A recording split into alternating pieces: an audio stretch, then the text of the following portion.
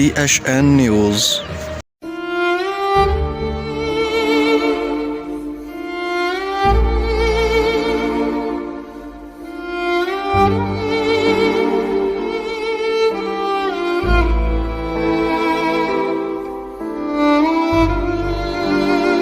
वगण शहर ऐं भरपासे जे इलाइक़े जे माण्हुनि जे इलाज जी सहूलियत लाइ सिंध सरकार पारां क़ाइमु कयल वाहिद सरकारी अस्पताल जी बिल्डिंग गुज़िरियल केतिरे ई अरसे खां वठी मरम्मत न थियण सबबि ज़बून बणिजी वई।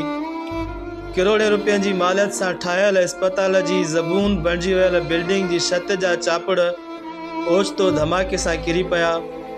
चापड़ किरण सबबि वेठल मरीज़ ऐं अस्पताल अमलो मौजज़ाने तौर महफ़ूज़, जॾहिं त चापड़ किरण बाद अमले ऐं मरीज़नि में सख़्तु ख़ौफ़ तारी थी वियो ऐं सदन दाऊं पिणु निकिरी वियूं।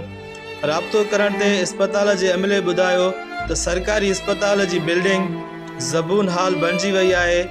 छत मां केतिरा ई भेरा चापड़ किरिया आहिनि। असां समेत इलाज लाइ ईंदड़ मरीज़नि जी ज़िंदगियुनि खे ख़तरो आहे। हर वक़्तु ख़ौफ़ वारी सूरत हाल में ड्यूटियूं करियूं पिया। अस्पताल जो मरम्मती कमु करायो वञे।